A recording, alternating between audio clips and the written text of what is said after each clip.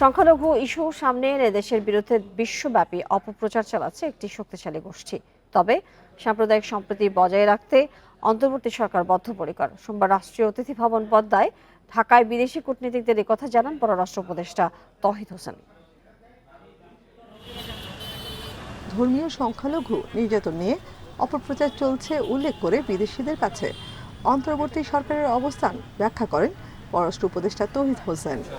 যুক্তরাজ্য, চীন, জাপান সহ বেশ কয়েকটি দেশের রাষ্ট্রদূতরা এতে উপস্থিত থাকলেও ছিলেন না ভারতীয় হাইকমিশনার। ভারতকে নিয়ে আমি কিছু বলি, আমি মিডিয়ার সম্বন্ধে বলেছি এবং ভারতীয় দূতাবাসের প্রতিনিধি ছিলেন। কূটনীতিকদের ব্রিফিং শেষে এ প্রসঙ্গে এক সংবাদ সম্মেলনে পররাষ্ট্র উপদেষ্টা বলেন, ভারতের গণমাধ্যম বাংলাদেশের বিরুদ্ধে অপপ্রচার চালাচ্ছে, যা মোকাবেলায় তিনি সবার সহযোগিতা চান। আমি এই ব্যাপারে খুব স্পষ্ট, প্রধানত ভারতীয় মিডিয়া, কিন্তু এর বাইরেও অনেক মিডিয়াতে কিন্তু এই ভারতীয়দেরকে যে ভারতীয় মিডিয়ার যে বক্তব্য সেটাকে ধরে কিন্তু আবার অনেকে অন্যান্য মিডিয়া দোষটা। গ্লোবাল ক্যাম্পেইন চলছে, গ্লোবের সবাই যে পার্টিসিপেট করছে তা না, কিন্তু গ্লোবাল ক্যাম্পেইনটা চলছে কিন্তু একটা বিশেষ গোষ্ঠীর দ্বারা চেষ্টা করতেছে, সবখানে তারা হিট করার চেষ্টা করছে। সেটা আমাদের তাদের রিচ বেশি, এটা কোনো সন্দেহ, আমাদেরকে তাদেরকে মোকাবেলা করতে হবে। ভারতীয় গণমাধ্যমের ভূমিকার সমালোচনা করে তিনি বলেন, 5 আগস্টের পর কয়েকজন সংখ্যালঘুর উপর নির্যাতন হয়েছে, যা সরকার কখনোই অস্বীকার করেনি, কিন্তু যেভাবে অপপ্রচার চালানো হচ্ছে তা গ্রহণযোগ্য নয়। সাম্প্রদায়িক সম্প্রীতি হচ্ছে আমাদের সমাজের অংশ এবং সরকার এটা বজায় রাখতে দৃঢ় প্রতিজ্ঞ। কোনো মানুষ তার ধর্মীয় বা সাম্প্রদায়িক পরিচয়ের কারণে নিগৃহীত হবে না, এটা আমরা অবশ্যই নিশ্চিত করছি। বাংলাদেশে জাতিসংঘের শান্তিরক্ষী বাহিনী পাঠাতে পশ্চিমবঙ্গের মুখ্যমন্ত্রী মমতা বন্দ্যোপাধ্যায়ের বক্তব্য রাজনৈতিক বলেও মন্তব্য করেন তিনি। মমতা ব্যানার্জির বক্তব্যকে আমরা মমতা ব্যানার্জি ধরনের বক্তব্য হিসেবে দেখতে চাই, কারণ উনি এই বক্তব্য কেন দিলেন এটা আমি বুঝতে পারছি। ব্যক্তিগতভাবে মনে করি যে এটা তার জন্য খুব সঠিক পদক্ষেপ না, রাজনৈতিক দৃষ্টিভঙ্গি থেকে। রাজনীতিবিদরা তো সবসময় রাজনৈতিক দৃষ্টিকোণ থেকেই বক্তব্য দিয়ে থাকে। আমি মনে করি এটা পশ্চিমবঙ্গের রাজনীতিতে তার অবস্থানের জন্য এটা হয়তো সহায়ক হবে। পররাষ্ট্র উপদেষ্টা বলেন, ঢাকা দিল্লির সম্পর্ক দু দেশের স্বার্থের উপর নির্ভর করে। অন্তর্বর্তী সরকার মনে করে পারস্পরিক স্বার্থ বজায় রেখেই ভারতের সঙ্গে চলতে চায় বাংলাদেশ। Nafizatullah, Independent news, Dhaka. বাংলাদেশের জাতিসংঘের শান্তিরক্ষী পাঠানো নিয়ে পশ্চিমবঙ্গের মুখ্যমন্ত্রী মমতা বন্দ্যোপাধ্যায়ের বক্তব্য স্বাধীন দেশের জন্য হুমকি স্বরূপ। এমন মন্তব্য করে অবিলম্বে এই বক্তব্য প্রত্যাহারের দাবি জানিয়েছেন বিএনপি মহাসচিব মির্জা ফখরুল ইসলাম আলমগীর। সোমবার রাতে লন্ডন থেকে মুঠোফোনে দেয়া এক প্রতিক্রিয়ায় বিএনপি মহাসচিব এসব কথা জানান। এই বিষয়ে কয়েকটি পত্রিকায় সংবাদ হয়েছে উল্লেখ করে মির্জা ফখরুল বলেন, মমতা বন্দ্যোপাধ্যায়ের উক্তি সম্পূর্ণভাবে বাংলাদেশের স্বাধীনতা ও সার্বভৌমত্বের প্রতি হুমকি। এই বক্তব্যের মধ্য দিয়ে বাংলাদেশের প্রতি ভারতীয় নেতাদের নেতিবাচক দৃষ্টিভঙ্গির কিছুটা হলেও প্রকাশ পেয়েছে। বাংলাদেশে সাম্প্রদায়িক সম্প্রীতি ক্ষুণ্ণ হওয়া বা বিপন্ন হওয়ার যে কল্পকাহিনী ভারতীয় গণমাধ্যমগুলোতে প্রচারিত ও প্রকাশিত হচ্ছে তা কোনো মতেই গ্রহণযোগ্য নয় বলেও মন্তব্য করেন তিনি।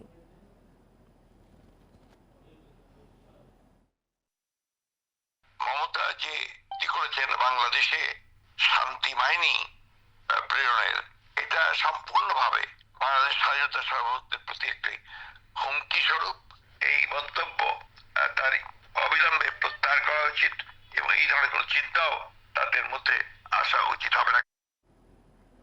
প্রতিপক্ষ দুর্বল হলেও অতীতের যে কোনো সময়ের চেয়ে আগামী নির্বাচন বিএনপির জন্য কঠিন হতে যাচ্ছে বলে মন্তব্য করেছেন দলটির ভারপ্রাপ্ত চেয়ারম্যান তারেক রহমান। বিকেলে খুলনায় দলের প্রশিক্ষণ কর্মশালায় লন্ডন থেকে ভার্চুয়ালি মাধ্যমে যুক্ত হয়ে বক্তব্যে তিনি এই মন্তব্য করেন।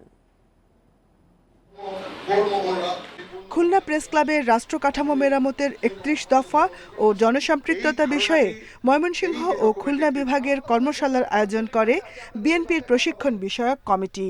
সেখানে বক্তব্য রাখেন এই দুই বিভাগের নেতারা।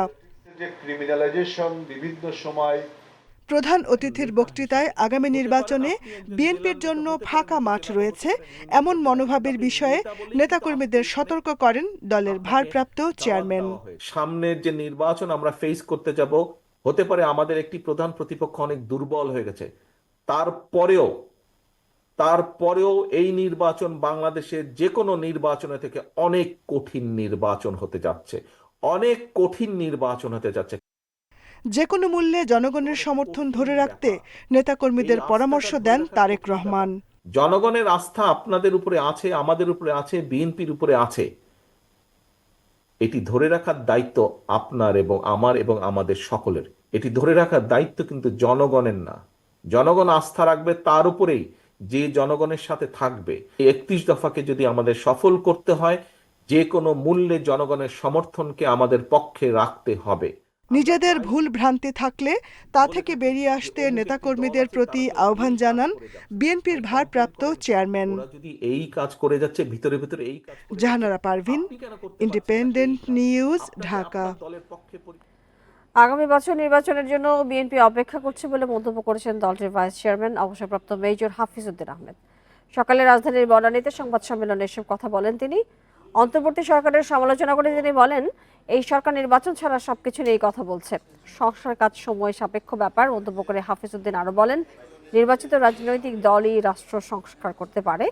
তারেক রহমানের দেশে ফেরার পথ সুগম হয়েছে জানিয়ে বিএনপি নেতা বলেন, সব মামলা থেকে নিষ্পত্তি পেলেই দেশে ফিরবেন তিনি। ভারতের সংখ্যালঘুদের উপর সবচেয়ে বেশি নির্যাতন হয় বলে অভিযোগ তুলে বলেন, তারাই বাংলাদেশ নিয়ে উপদেশ দেয়।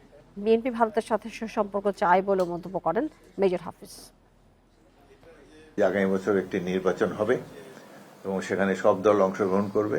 আশা করি জনগণের দীর্ঘদিনের প্রতীক্ষিত যে গণতন্ত্রের জন্য সাধারণ মানুষ সংগ্রাম করেছে, সেই গণতন্ত্র আবার স্বমহিমায় প্রতিষ্ঠিত হবে বাংলাদেশে। তো আমাদের নেতাকর্মীরা অত্যন্ত উল্লসিত যে তার দেশে ফেরার পথ অনেক সুগম হয়েছে। আমরা আশা করি অতি অল্প সময়ের মধ্যে এই মামলাগুলো নিষ্পত্তি হলে তিনি আসবেন।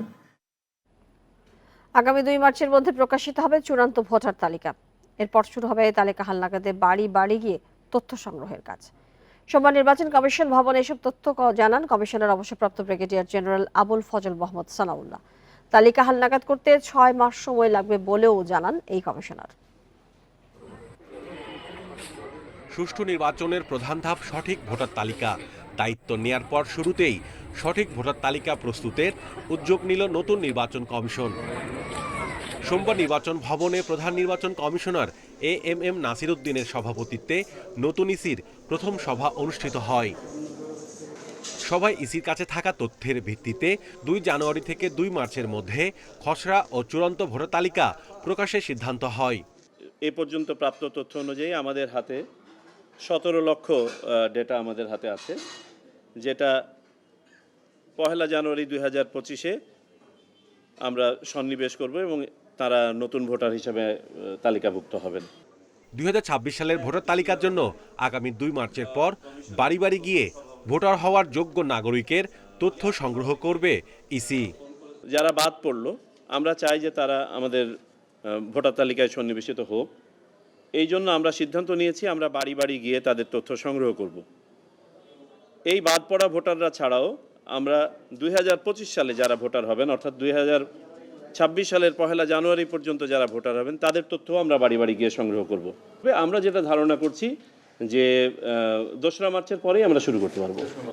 আর সব ধরনের নির্বাচনের তফসিল ঘোষণার আগে ভোটার হওয়া যোগ্য ব্যক্তিদের ভোটার তালিকায় অন্তর্ভুক্ত করার সিদ্ধান্ত নিয়েছে commission. Mahmudul Hasan, independent news, Dhaka. দক্ষিণ এশিয়ার দেশগুলোর অভিন্ন স্বার্থে আঞ্চলিক সংস্থা সার্ক কার্যকরের সংস্থার সচিবালয়কে আরও নিবিড়ভাবে কাজের আহ্বান জানিয়েছেন প্রধান উপদেষ্টা ডক্টর মোহাম্মদ ইউনূস। সোমবার তেজগাঁওয়ে নিজ কার্যালয়ে সার্কের মহাসচিব গোলাম সারোয়ারের সঙ্গে বৈঠকে তিনি এই আহ্বান জানান। প্রধান উপদেষ্টা বলেন, সার্ক পুনরুজ্জীবিত করতে পারলে তা পুরো অঞ্চলের মানুষের কল্যাণ বয়ে আনবে। বাংলাদেশ, ভারত ও ভুটানের মতো প্রতিবেশী দেশগুলোতে নেপালের জলবিদ্যুৎ রপ্তানির মতো বহুপক্ষীয় বিষয়ে কাজ করাও আহ্বান জানান ডক্টর ইউনূস। এ সময় জানুয়ারিতে বাংলাদেশের যুব উৎসবে যোগ দিতে সার্কভুক্ত দেশগুলোর তরুণদের আমন্ত্রণ জানান তিনি। প্রধান উপদেষ্টাকে ধন্যবাদ জানিয়ে গোলাম সারোয়ার বলেন, সার্ক পুনরুজ্জীবিত করার জন্য তার আহ্বানে দক্ষিণ এশিয়ার নেতারা উৎসাহিত হয়েছেন।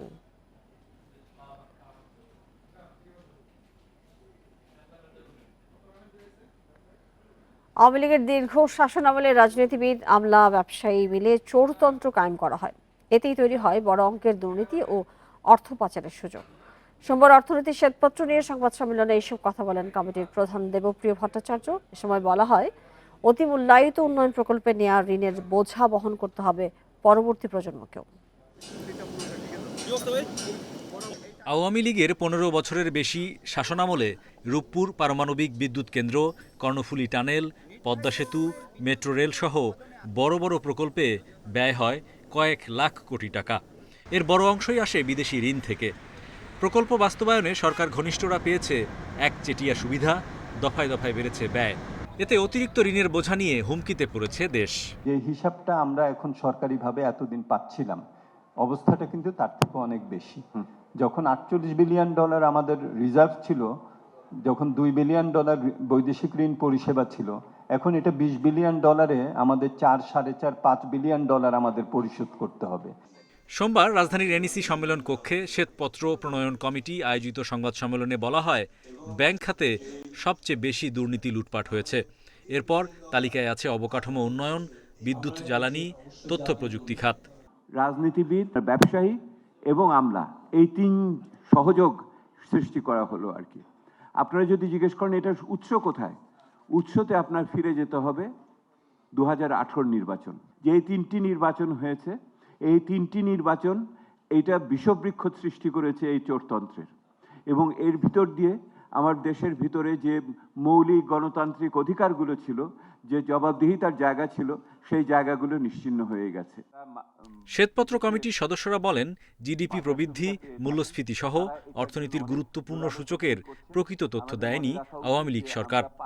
যদিও তাদের মতে নির্ধারিত সময়েই এলডিসি উত্তরণের সক্ষমতা রয়েছে। এই অনন্তকাল ধরে আমরা এই বাজার সুবিধাতে অবস্থান করব, এই মানসিকতা থেকে বের হয়ে টেকসই উন্নয়ন নিশ্চিতে দুর্নীতির সংস্কৃতি ভাঙতে প্রাতিষ্ঠানিক সংস্কার অব্যাহত রাখার তাগিদ তাদের।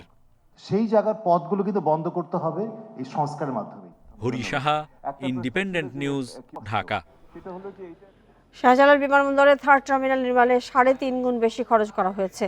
বিশেষজ্ঞরা যুক্তি দেখান, ভারতের 7,000 কোটিতে টার্মিনাল নির্মাণ হলেও বাংলাদেশে ব্যয় হচ্ছে 25,000 কোটি টাকা। সকালে রাজধানীতে এক সভায় এসব কথা বলেন বিশেষজ্ঞরা।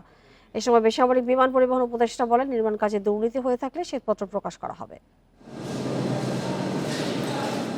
শাহজালাল বিমানবন্দরের 3rd টার্মিনালের 98% কাজ শেষ হলেও চালু হচ্ছে না এবছর। এরই মধ্যে উঠে এসেছে টার্মিনালের নির্মাণ কাজে দুর্নীতির নানা অভিযোগ। এভিয়েশন খাত সংশ্লিষ্টদের দাবি, নিম্নমানের সরঞ্জাম, অখ্যাত ব্র্যান্ডের যন্ত্রপাতি ও অতিরিক্ত অর্থ ব্যয় হচ্ছে প্রকল্পে। মোট ব্যয় দাঁড়াচ্ছে প্রায় 25,000 কোটি টাকায়। অথচ এর চেয়ে 3.5 গুণ কম খরচে ভারতের বেঙ্গালুরু ক্যাম্পগাউড়া আন্তর্জাতিক বিমানবন্দরের 2য় টার্মিনাল নির্মাণ করা হয়েছে। সেখানে খরচ হয়েছে 7,000 কোটি টাকা। রূপপুর পারমাণবিক প্রকল্পের বালিশকাণ্ড 3rd টার্মিনালে ঘটেনি, এমনটি ভাবা বাস্তবতাকে অস্বীকার করা। জাপান এবং কোরিয়া যেহেতু এই প্রকল্পের মূল ঠিকাদার, তাই এই প্রকল্পে দুর্নীতি হয়নি এমন আত্মপ্রসাদের সুযোগ আমাদের নেই। দুদক সহ অন্যান্য তদন্ত সংস্থাকে অভিযোগ খতিয়ে দেখার আহ্বান সিভিল অ্যাভিয়েশন বিশেষজ্ঞদের। এর সাথে ক্ষমতাচ্যুত সরকারের কারা জড়িত তাদের জবাবদিহিতার তাগিদও তাদের। নিম্নমানের জিনিস দেওয়া হয়েছে কি হয়নি এটা নিয়ে তদন্ত হওয়া উচিত। যদি অভিযোগটা এসছে তদন্ত হওয়া উচিত। যদি হয়ে থাকে যারা এটা করছে অবশ্যই তাদেরকে আইনের আওতায় আনতে হবে। এ বিষয়ে উপদেষ্টা পরিষদে আলোচনার ভিত্তিতে ব্যবস্থা নেওয়া হবে, জানিয়েছেন বেসামরিক বিমান পরিবহন ও পর্যটন উপদেষ্টা। বিমান ও সিভিল এভিয়েশনের দুর্নীতির শ্বেতপত্র প্রকাশেরও উদ্যোগ নেওয়া হবে। দুর্নীতি না হলে এই খরচটা হতো না, তো সেটা নিশ্চয়ই আমরা খুঁটিয়ে দেখব। যেহেতু সব ক্ষেত্রে সংস্কারের একটা বিষয় আসছে, দুর্নীতি দমন কমিশনও সংস্কার করার জন্য পদক্ষেপ নেওয়া হয়েছে, যে প্রত্যেকটি বিষয় যেটা বিগত স্বৈরাচারী সরকারের সময় বা বিগত 16-17 বছরে ঘটেছে, সেগুলি ওই আপনার ফোকাসের মধ্যে আসবে। 3rd টার্মিনাল যাত্রীদের জন্য খুলে দিতে আরও 1 বছর সময় লাগবে বলে জানিয়েছে বেসামরিক বিমান ও পরিবহন মন্ত্রণালয়। আল আমিন হোসেন, ইন্ডিপেন্ডেন্ট নিউজ, ঢাকা। আন্তর্জাতিক অপরাধ ট্রাইব্যুনালে এই প্রথম গুমের মামলায় কারাগারে পাঠানো হলো র্যাবের সাবেক কর্মকর্তা মহিউদ্দিন ফারুক ও আলেপ উদ্দিনকে। এই দুজনের বিরুদ্ধেই অধিকাংশ গুমের ঘটনার অভিযোগ এসেছে। তাদের নেতৃত্বে এই গোপন কক্ষে চালানো হতো নির্যাতন। এদিকে গণহত্যার অভিযোগে বুধবার ট্রাইব্যুনালে হাজির করা হবে সাবেক মন্ত্রী আমির হোসেন আমু এবং কামরুল ইসলামকে। আন্তর্জাতিক অপরাধ ট্রাইব্যুনাল আইন সংশোধন করে গুমের বিচার অন্তর্ভুক্তির পর সোমবারই প্রথম এ সংক্রান্ত মামলায় 2 আসামিকে গ্রেপ্তার দেখানো হলো। সকালে কাশিমপুর হাই সিকিউরিটি কারাগার থেকে ট্রাইব্যুনালে হাজির করা হয় সাবেক পুলিশ সুপার মহিউদ্দিন ফারুকী ও বরিশাল রেঞ্জের অতিরিক্ত পুলিশ সুপার আলেপ উদ্দিনকে। প্রসিকিউশন আদালতকে জানায় 2017 সালে র্যাবে কর্মরত অবস্থায় রাজধানীর রামপুরা থেকে একজনকে অপহরণ ও গুম করেন তারা। এরপর চালান নির্মম নির্যাতন। এএসপি আলেপুদ্দিনের বিরুদ্ধে আরও প্রায় 40টি গুমের অভিযোগ রয়েছে। পরে 2 আসামিকে কারাগারে পাঠায় আদালত। নির্দেশ দেওয়া হয় আগামী 20 ফেব্রুয়ারি তদন্তের অগ্রগতি প্রতিবেদন দাখিলের। মাঠ পর্যায়ে গুমের নেতৃত্ব দিতে আলেপুদ্দিন। আমি অভিযোগগুলো পড়ে দেখেছি। আলেম সমাজ দাড়ি মুখে টুপি মাথায় দেখলে তাদেরকে ধরে নিয়ে একটা জঙ্গি নাটক উপস্থাপন করে জেল হাজতে প্রেরণ করার এই মাস্টার মাইন্ড ছিল এই আলেপুদ্দিন এবং তার উপরের একজন বস ছিল জিয়াউল হাসান। এদিকে জুলাই গণহত্যায় গ্রেপ্তারি পরোয়ানাভুক্ত সাবেক মন্ত্রী কামরুল ইসলাম এবং আমির হোসেন আমুকে বুধবার হাজির করার নির্দেশ দিয়েছে ট্রাইব্যুনাল। তাদের বিরুদ্ধে গণহত্যার তথ্য প্রমাণ মিলেছে বলে জানান প্রসিকিউটররা। মূলত অভিযোগ আমির হোসেন আমু সাহেবের বিরুদ্ধে যে 14 দলের সাথে একটি মিটিং হয়, যে মিটিংয়ে কারফিউ জারির সিদ্ধান্ত হয় এবং কারফিউ জারির সিদ্ধান্তের সাথে সাথে দেখা মাত্র গুলির নির্দেশ হয়। সেই সমাবেশে উনি একজন অন্যতম নীতি নির্ধারক হিসেবে উপস্থিত ছিলেন এবং এই সিদ্ধান্ত উনি নিয়েছিলেন এবং ওনার সাথে আরও অনেকেই নিয়েছিলেন। ট্রাইব্যুনালের মামলায় এ পর্যন্ত 13 জন রাজনীতিবিদ ও 8 পুলিশ কর্মকর্তা সহ 23 জনকে কারাগারে পাঠানো হয়েছে। Jahidul Bashar, independent news, Dhaka. রাজধানীর 2 সিটি কর্পোরেশনের 57টি ওয়ার্ডে এডিস মশার ব্যাপক ঘনত্ব পাওয়া গেছে। বর্ষাকালীন জরিপে এই তথ্য মিলেছে। স্বাস্থ্য অধিদপ্তর জানিয়েছে ডেঙ্গুতে মৃত্যুর 80% রোগী হাসপাতালে ভর্তির একদিনের মধ্যে মারা গেছেন। দেরিতে হাসপাতালে যাওয়ার কারণেই প্রাণহানি কমানো যাচ্ছে না বলছেন চিকিৎসকরা। মশার ঘনত্ব জানতে বছরে 3 বার জরিপ করে স্বাস্থ্য অধিদপ্তর। তবে অর্থ সংকটে এবার দেরিতে শুরু হয় বর্ষাকালীন জরিপ। রাজধানীর 2 সিটি কর্পোরেশনের 3134টি বাড়িতে যায় জরিপ দল। 546 বা 17% বাড়িতেই এডিসের লার্ভা পান তারা। উত্তর সিটি কর্পোরেশনের 21টি এবং দক্ষিণ সিটির 35টি ওয়ার্ডে এডিসের ঘনত্ব অনেক বেশি। মাল্টি স্টোরেড বিল্ডিং বা বিভিন্ন জায়গায় পানি জমে থাকা, ইভেন ফুলের টপ শুধু না, যেগুলো গাছ যেমন ডগা থাকে এর মধ্যেও পানি জমে থাকে, এর মধ্যেও কিন্তু আসতে পারে। ইভেন দেখবেন যে পানির ট্যাঙ্কির ভেতরে একটা কাভারেজ থাকে না মেটালিক, এর পাশে চারপাশে যে পানি জমে থাকে এর মধ্যেও লার্ভা জমে। সো যেখানে যেখানে পানি জমে থাকে সেখানে লার্ভা তৈরি হওয়ার সুযোগ বেড়ে যায়, এখানেই জন্ম নেয়। এই বিষয়গুলো আমরা সবসময় গুরুত্ব সহকারে দেখছি না। এদিকে ডেঙ্গুতে এবছর প্রায় 500 মানুষের মৃত্যু হয়েছে। তাদের 80%ই হাসপাতালে ভর্তির একদিনের মধ্যে মারা গেছেন। সোমবার সকালে সংবাদ সম্মেলনে স্বাস্থ্য অধিদপ্তর জানায় হাসপাতালে যেতে দেরি করার কারণেই মৃত্যু কমানো যাচ্ছে না। যারা ইনকাম করতে পারে, যারা 20 থেকে 40 বছর বয়সে অ্যাক্টিভ লাইফ যাদের, তারাই বেশি। যদিও চিটং এর সিনারিটা অন্য, চিটং বলতেছে বাচ্চা এবং বৃদ্ধরা বেশি মারা যাচ্ছে। এটা তাদের সচেতনতার অভাব বা বিষয়টাকে তারা অগ্রাহ্য করছে, ফলে তাদের হাসপাতালে আসতে দেরি হচ্ছে। হাসপাতালে আসতে দেরি হলে যেটা বলি আমরা শক সিনড্রোম বলি, ডেঙ্গু শক সিনড্রোম। ডেঙ্গু ছাড়াও এবছর জিকা ভাইরাসে 11 জন এবং 67 জন চিকুনগুনিয়া রোগী শনাক্তের তথ্য দিয়েছে স্বাস্থ্য বিভাগ। Hasan Misbah, independent news, Dhaka. বাজার ব্যবস্থাপনায় অন্তর্বর্তী সরকার গেল 3 মাসে ব্যর্থ হয়েছে বলে দাবি করেছে ভোক্তাদের সংগঠন ক্যাব। নিত্যপণ্যের দাম নিয়ন্ত্রণে বাজার সংস্কার কমিটি গঠন, আলাদা মন্ত্রণালয় সহ 8 দফা দাবি সংগঠনটির। আর কৃষক পর্যায়ে পণ্যের উৎপাদন খরচ কমাতে সার, কীটনাশক এবং বিদ্যুতে ভর্তুকি দেওয়ার দাবি সিপিবির। রাজধানীতে এক মানববন্ধন কর্মসূচিতে এসব দাবি তুলে ধরা হয়। 5 আগস্ট আওয়ামী লীগ সরকারের পতনের পর থেকে নিত্যপণ্যের বাজারে স্বস্তি ফেরার আশায় সাধারণ মানুষ। সিন্ডিকেট ভেঙে দাম নাগালে আনার প্রত্যাশা থাকলেও কমেনি চাল, তেল, আলু, পেঁয়াজ, ডিম কিংবা সবজির দাম। বাজারে অস্থিরতার প্রতিবাদে সোমবার রাজধানীতে জাতীয় প্রেস ক্লাবের সামনে মানববন্ধন করেছে Consumers Association of Bangladesh CAB. এ সময় নিত্যপণ্যের দাম কমানোর জন্য বাজার ব্যবস্থা সংস্কার কমিটি করার দাবি জানায় পিসিবি। কৃষকের উৎপাদন খরচ কমাতে সার, কীটনাশক ও বিদ্যুতের দাম কমানোর প্রস্তাব তাদের। সার্বজনীন রেশন ও ন্যায্য মূল্যের দোকান চালুরও দাবি পিসিবির। কীটনাশকের দাম কমান, পানির দাম কমান, বিদ্যুতের দাম কমান, তাহলে জিনিসপত্রের দাম কমে যাবে। অনতি বিলম্বে বাজার ব্যবস্থা সংস্কারের একটা সংস্কার কমিটি করুন। ধানের বাজারের নিয়ন্ত্রণ কর্পোরেট ব্যবসায়ীদের হাতে থাকায় ভরা মৌসুমেও চালের দাম বাড়তি বলছে ক্যাব। অতি মুনাফার মনোভাবের কারণেই আলু পেঁয়াজের বাজার চড়া। ভ্যাট কমালেও তার প্রভাব ভোক্তা পর্যন্ত পৌঁছাচ্ছে না। বাজার নিয়ন্ত্রণে সরকারকে কমিশন গঠনের প্রস্তাব ভোক্তা সংগঠনটির। এই দেশের ব্যবসা বাণিজ্য সব ওই সরকারের আমলে যাদের হাতে ছিল এখনো তাদের হাতে রয়ে গেছে। বহু রকমের কমিশনের কিন্তু বাজার কমিটি কিন্তু বাজার কমিশনের কিন্তু এখন রয়েছে না। আমরা ক্যাবের পক্ষ থেকে এই দাবিটা করতেছি যে একটা বাজার নিয়ন্ত্রণ করার জন্য একটা কমিশন করেন। দুর্নীতিবাজ ব্যবসায়ীদের আইনের আওতায় আনা এবং ভোক্তাদের স্বার্থ রক্ষায় আলাদা মন্ত্রণালয় গঠন সহ ৮ দফা দাবি তুলে ধরে ক্যাব। আনোয়ার সাদাত নূর, ইন্ডিপেন্ডেন্ট নিউজ, ঢাকা। রাজধানীর রামপুরা হাতিরঝিল শাহবাগ থানার নতুন হত্যা এবং ভাঙচুরের মামলায় গ্রেপ্তার দেখিয়ে দীপুমণি, হাসানুল হক ইনু, রাশেদ খান মেনন এবং জুনায়েদ আহমেদ পলককে কারাগারে পাঠানোর নির্দেশ দিয়েছে আদালত। সকালে তাদেরকে ঢাকার চিফ মেট্রোপলিটন ম্যাজিস্ট্রেট আদালতে হাজির করা হয়। এ সময় মামলার তদন্তকারী কর্মকর্তারা আসামিদেরকে বিভিন্ন মামলায় গ্রেপ্তার দেখানোর আবেদন করেন। রাষ্ট্রপক্ষ জানায়, জুলাই আগস্টের গণহত্যায় আওয়ামী লীগ সরকারের মন্ত্রী ও প্রতিমন্ত্রী পদমর্যাদার এই নেতাদের প্রত্যক্ষ ও পরোক্ষ মদত ছিল। দুপক্ষের শুনানি শেষে মেট্রোপলিটন ম্যাজিস্ট্রেট মোহাম্মদ ইমরান আহমেদের আদালত তাদেরকে সংশ্লিষ্ট মামলায় গ্রেপ্তার দেখিয়ে কারাগারে পাঠানোর আদেশ দেন। এর আগেও বিভিন্ন মামলায় এই 4 জন রিমান্ডে ছিলেন।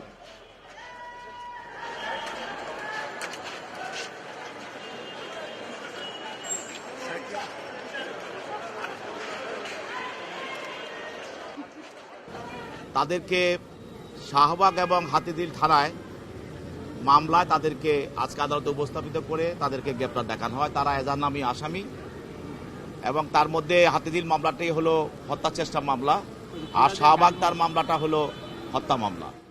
পলিনেট হাউসের মাধ্যমে স্বাস্থ্যবান চারা ও বিষমুক্ত ফসল উৎপাদন করা হচ্ছে চাঁপাইনবাবগঞ্জে। এই পদ্ধতিতে সারা বছরই উৎপাদনের আশা চাষিদের। তারা বলছেন, মাটি এবং আবহাওয়ার কারণে বরেন্দ্র অঞ্চলে নিয়মিত চাষাবাদ ও চারা উৎপাদন ব্যাহত হচ্ছিল। তবে পলিনেট হাউসের মাধ্যমে সেই সংকট কেটে যাবে, আর এতে সার্বিক সহায়তা করছে কৃষি বিভাগ।